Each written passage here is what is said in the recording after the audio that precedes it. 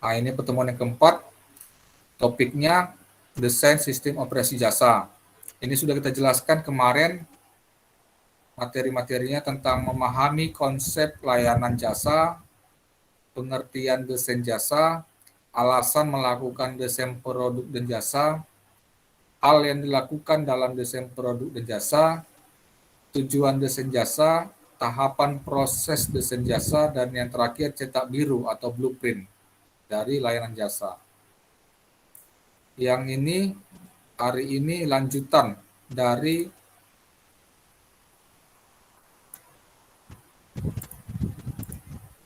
ini dia, desain sistem operasi jasa. Sebagai lanjutan, topik lanjutan, ada 5 materi secara khusus saya berikan di sini. Yang pertama, masalah penting dalam desain jasa. Materi yang kedua, masalah lain dalam desain produk dan jasa. Materi yang ketiga, karakteristik sistem jasa. Materi yang keempat, tantangan desain jasa. Dan yang terakhir, desain jasa yang sukses. Saya mulai dulu. Yang pertama,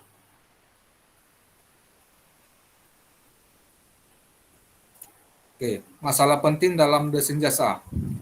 Saya coba rangkum 2 masalah penting desain jasa secara khusus. Memang ada beberapa faktor yang mempengaruhi permasalahan itu, tetapi saya coba rangkum ini 2 dulu. Yang pertama, tingkat variasi kebutuhan jasa dan tingkat hubungan dengan pelanggan. Seperti yang pernah kita bahas, bahwasannya kebutuhan dan keinginan konsumen itu pasti berkembang atau berubah-ubah.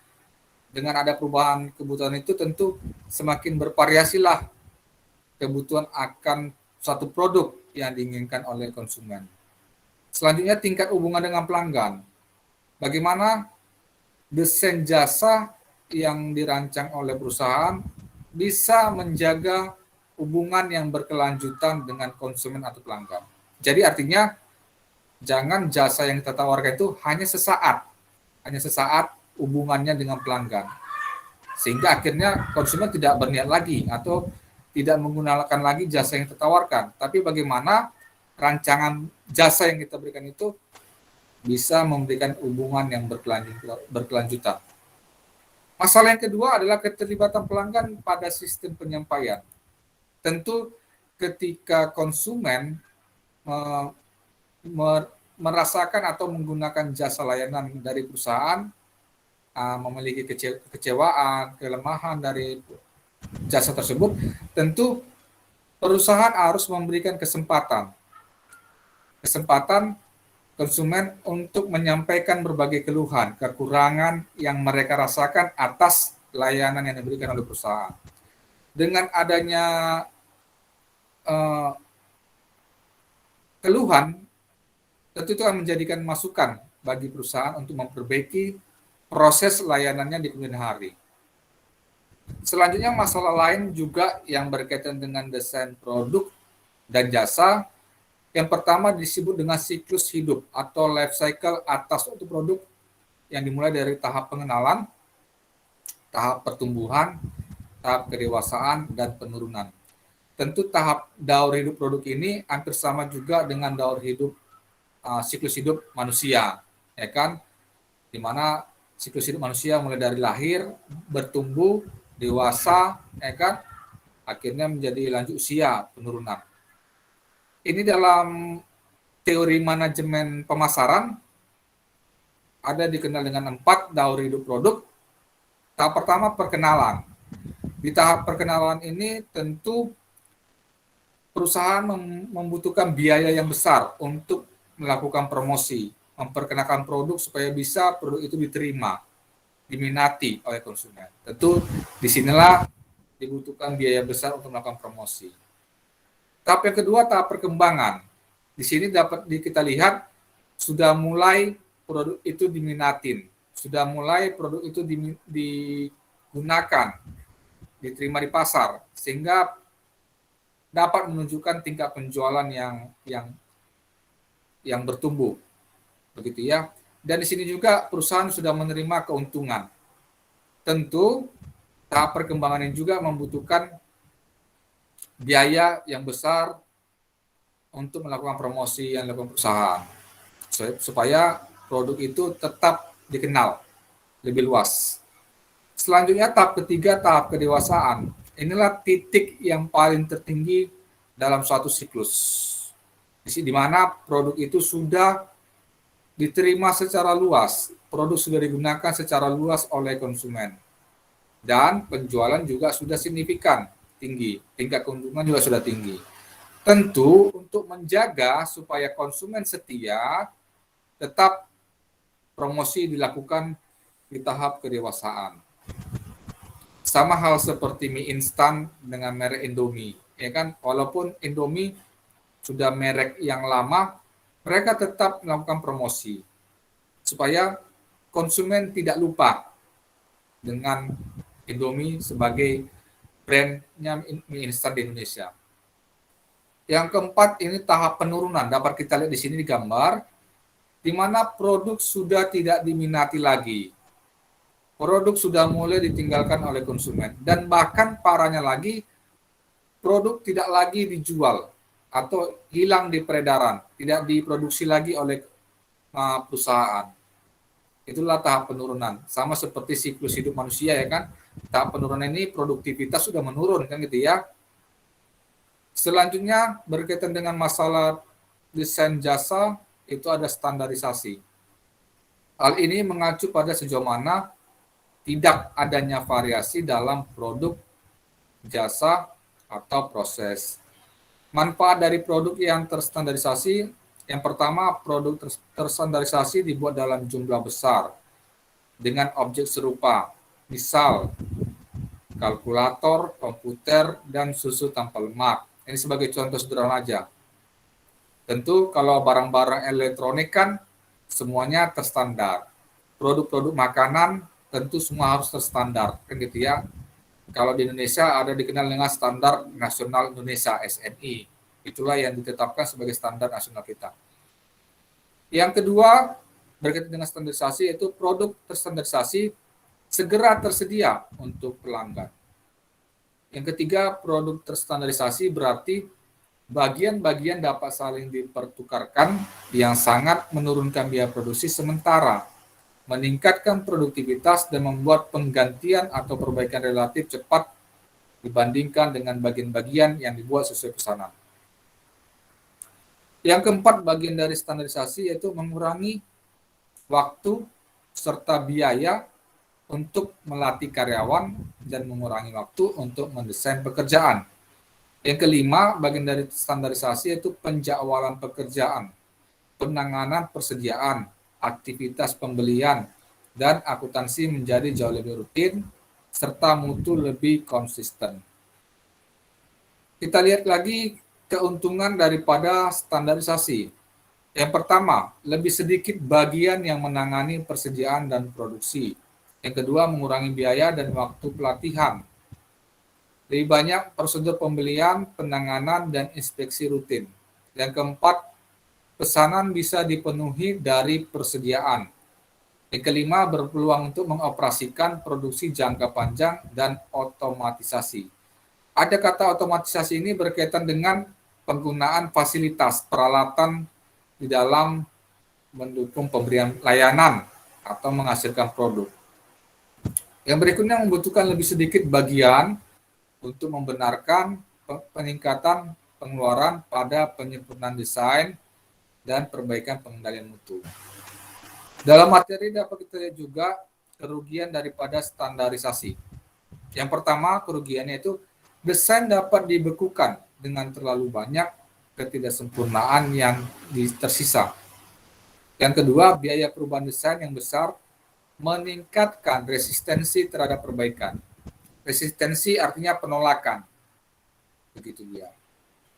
Yang ketiga, penurunan berbagai hasil dalam permintaan konsumen yang lebih sedikit. Masalah lain juga di dalam mendesain produk jasa yaitu mendesain untuk penyesuaian massal. Yaitu strategi untuk menghasilkan barang terutama terstandarisasi, tetapi menyertakan beberapa tingkat penyesuaian pada produk atau jasa terakhir.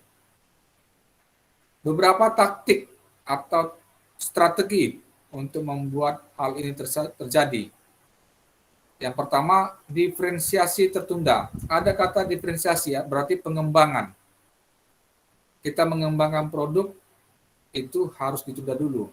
Adalah taktik penundaan, yaitu proses untuk menghasilkan tetapi tidak benar-benar menyelesaikan produk atau jasa. Menunda penyelesaian sampai pilihan atau spesifikasi pelanggan diketahui. Artinya kita harus ketahui dulu apa yang dibutuhkan, apa yang diinginkan konsumen, baru kita bisa mengembangkan produk. Tadi sudah kita sebutkan di awal bahwasanya kita memberikan kesempatan kepada konsumen atau pelanggan untuk menilai, mengkoreksi, memberikan masukan, memberikan saran terhadap layanan jasa yang menurut mereka masih kurang, yang belum maksimal. Jadi kita tuntut mereka untuk memberitahukan kira-kira yang di mana yang harus kita perbaiki. Jadi harus kita dapatkan dulu, kita ketahui dulu yang mereka inginkan, yang mereka butuhkan, baru kita lakukan pengembangan. Begitu kira-kira. Yang kedua, desain yang teratur atau modular design.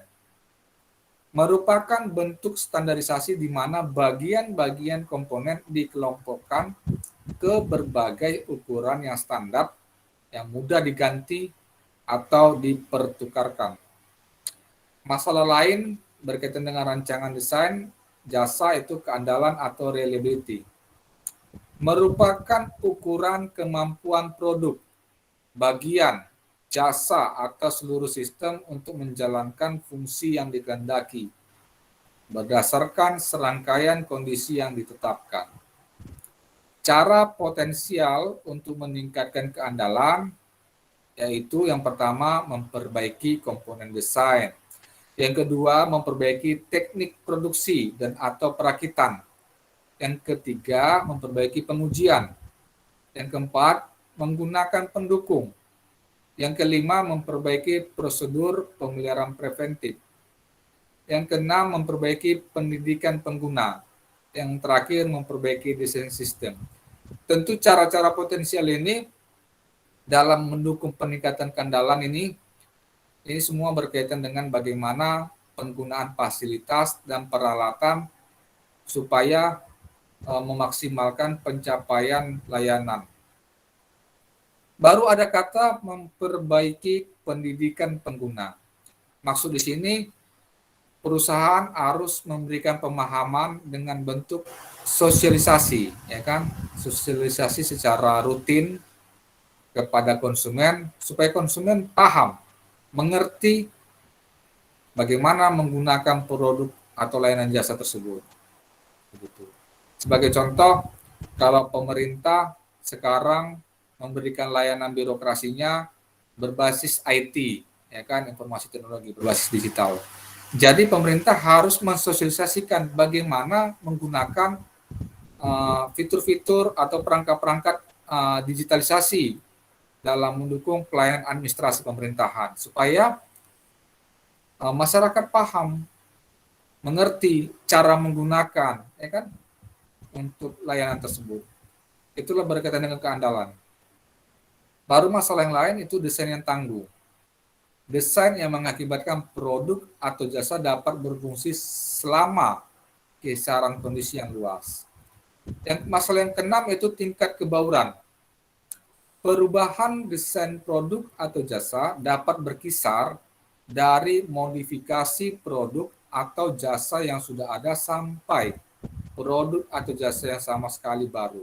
Dalam hal ini berkaitan dengan modifikasi produk atau jasa yang sudah ada. Artinya ketika produk atau jasa yang sudah ada kita berikan tetapi memiliki kelemahan, maka perlu lakukan perbaikan-perbaikan sehingga bisa memenuhi standar kualitas yang diinginkan oleh konsumen dalam hal penggunaan layanan jasa tadi. Yang kedua, perluasan lini produk atau penawaran jasa yang sudah ada. Yang ketiga, pembuatan produk atau jasa yang serupa dengan produk atau jasa kompetitor. Yang keempat, produk atau jasa baru. Baru masalah lain daripada desain produk atau jasa itu perbedaan budaya. Pendesain produk di perusahaan yang beroperasi secara global juga harus mempertimbangkan setiap perbedaan budaya dari beberapa negara atau kawasan yang berkaitan dengan produk. Jadi dalam maksud di sini, ketika kita ingin menawarkan produk, ketika kita ingin menawarkan layanan jasa kita di negara lain, maka kita harus menyesuaikan dengan budaya yang berlaku, ya kan? Perilaku masyarakat yang berlaku di negara itu.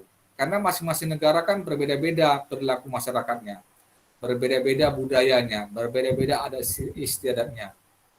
Jadi kita harus menyesuaikan itu yang berlaku di negara tersebut. Sama seperti di Indonesia, masing-masing daerah memiliki budaya yang berbeda-beda, memiliki adat istiadat yang berbeda-beda, memiliki bahasa yang berbeda-beda.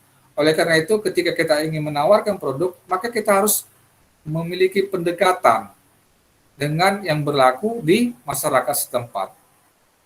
Masalah lain yang berikutnya adalah desain produk global. Secara dilakukan oleh pertama tim desain yang berlokasi di salah satu fasilitas atau beberapa fasilitas terdekat.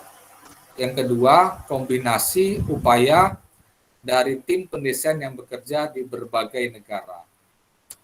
Masalah lain berkaitan dengan rancangan produk maupun jasa itu masalah hukum, etika, dan lingkungan. Dalam konteks ini, di mana pendesain harus berhati-hati dalam mempertimbangkan beragam pertimbangan hukum, etika, dan kerusakan lingkungan. Apa yang dimaksud dengan pertimbangan hukum? Dalam hal ini yaitu berupa gugatan, dan potensi gugatan telah menyebabkan peningkatan biaya hukum dan asuransi yang mahal terhadap pihak yang dirugikan. Tentu ketika perusahaan menawarkan produk dan produk tersebut mengakibatkan kerugian pihak lain yang menggunakan produk itu, tentu ada jalur hukum yang harus diselesaikan. Apabila konsumen melakukan gugatan, ya itu tentu harus ada pertimbangan hukumnya. Selanjutnya pertimbangan etika berupa perlunya menyadari masalah etika dan pendesain perlu memenuhi standar etika. Ini sama dengan tadi perbedaan budaya tadi, perbedaan etika, perbedaan perilaku yang berlaku di negara tadi, maka seorang pendesain harus menyesuaikan itu tadi. Pertimbangan lingkungan. Dalam ini berupa bahan-bahan yang berbahaya yang digunakan dalam suatu produk jasa yang dapat merusak kesehatan dan keselamatan manusia serta kerusakan lingkungan. Artinya, apakah produk yang kita hasilkan atau apakah layanan jasa yang kita berikan dapat memberikan dampak negatif terhadap lingkungannya. Seperti rumah sakit, ya kan, layanan kesehatan. Tentu rumah sakit dalam memberikan layanan kesehatan akan mengakibatkan limbah, menghasilkan limbah. Limbah kesehatan ini dapat memberikan dampak nggak ke merusak lingkungan, memberikan dampak kesehatan nggak terhadap lingkungan sekitarnya. Itu harus diperhatikan. Sama seperti hotel. Dibangun hotel, apakah hotel itu bisa berpengaruh merusak lingkungan sekitarnya dari limbah yang mereka keluarkan. Begitulah berkaitan dengan pertimbangan lingkungan. Makanya pemerintah banyak mengatur dampak daripada operasionalisasi yang dilakukan oleh perusahaan. Baik itu dampak lingkungan, dampak ekonomi, dampak politik, dan sebagainya, itu ada pengaturan atau regulasi yang dibuat pemerintah supaya masing-masing perusahaan tidak sewenang-wenang ketika dia melakukan operasionalisasi perusahaannya. Dalam materi juga sudah kita sampaikan bahwasannya organisasi biasanya ingin agar pendesain menuruti panduan sebagai berikut. Yang pertama, buat desain yang konsisten dengan sasaran organisasi. Yang kedua, berikan nilai seperti yang diharapkan oleh pelanggan. Di dalam materi yang sebelumnya sudah kita singgung bahwasannya nilai inti dari suatu layanan jasa adalah nilai kepuasan pelanggan. Maka kita harus memberikan layanan dengan terpenuhinya nilai kepuasan terhadap pelanggan. Yang ketiga, buat kesehatan dan keselamatan menjadi perhatian utama. Yang keempat, perhatikan potensi kerusakan lingkungan. Tentu ini berkaitan dengan tadi pertimbangan lingkungan. Apakah perusahaan itu memberikan dampak daripada operasionalisasinya. Di dalam pertemuan sebelumnya sudah kita identifikasi berkaitan dengan karakteristik suatu jasa. Tapi dalam pertemuan ini kita coba identifikasi karakteristik sistem jasanya. Itu ada 9 poin. Yang pertama, karakteristiknya itu konsisten dengan misi organisasi.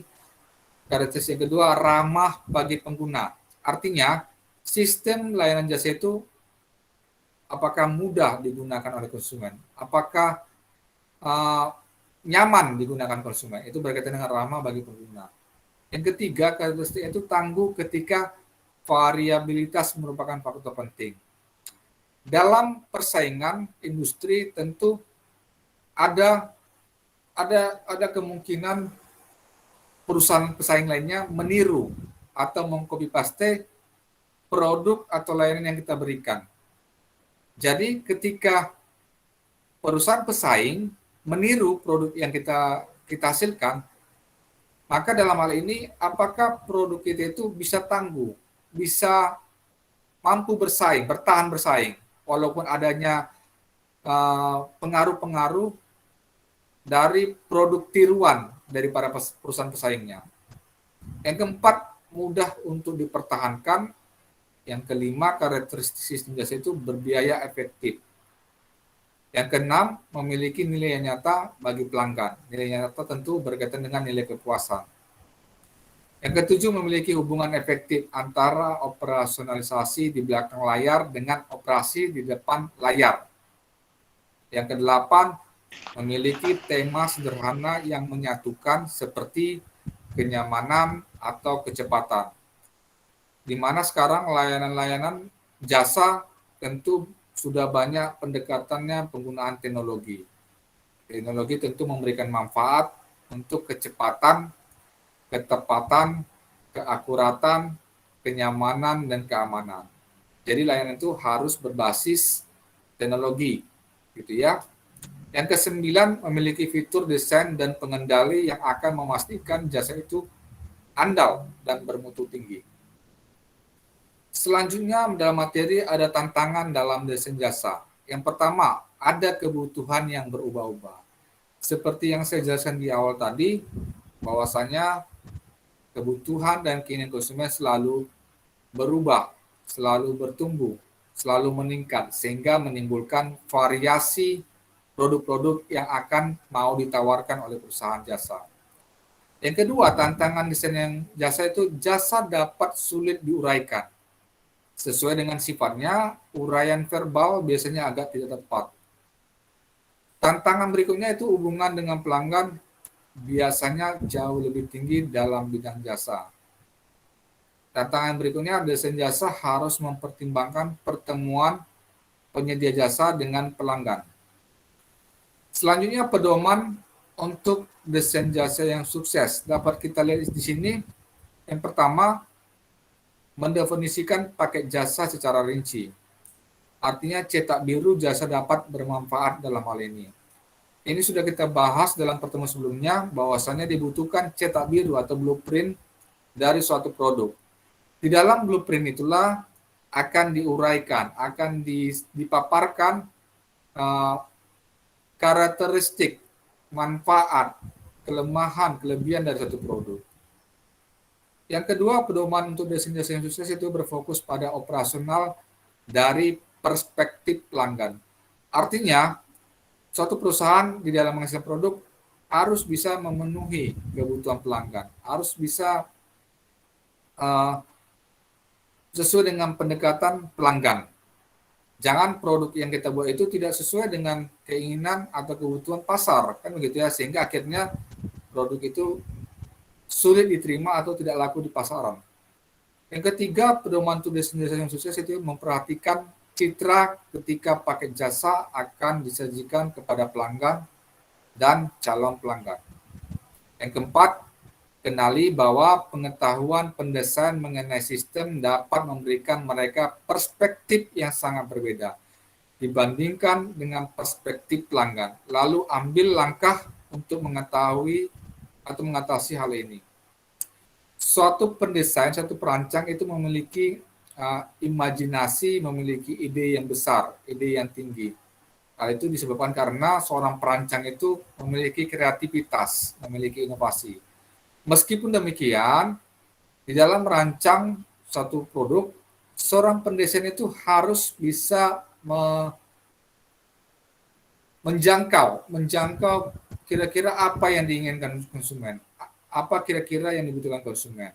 Jadi seorang pendesain atau perancang itu tidak hanya berdasarkan analisa mereka sendiri, tidak hanya berdasarkan ide mereka sendiri, tetapi ide itu harus merangkum apa yang diinginkan konsumen atau pelanggan. Lalu dengan diketahui apa yang diinginkan konsumen, maka ditindaklanjuti dengan menghasilkan produk tersebut. Yang kelima, memastikan bahwa manajer terlibat dan akan mendukung desain setelah desain dilaksanakan. Yang keenam, mendefinisikan mutu untuk hal berwujud dan hal tidak berwujud. Yang ketujuh, memastikan bahwa kebijakan perekrutan, pelatihan, dan imbal jasa sesuai dengan harapan jasa. Yang ke-8, menetapkan prosedur untuk menangani peristiwa yang dapat diprediksi dan tidak dapat diprediksi. Dan terakhir, menetapkan sistem untuk memantau, mempertahankan, dan memperbaiki jasa. Poin yang ke-9 inilah berkaitan dengan fungsi manajemen yang controlling, pengendalian atau pengawasan. Karena dengan menerapkan fungsi pengendalian atau controlling, maka kita bisa memastikan apakah produk itu sesuai dengan rencana yang kita inginkan, sesuai dengan standar yang kita tetapkan. Seperti itu saja yang bisa saya sampaikan dalam pembahasan materi kita. Tentu mahasiswa bisa mempelajari lebih lanjut dari materi kita. Lebih lanjut kita buka ruang diskusi untuk materi kita. Silakan.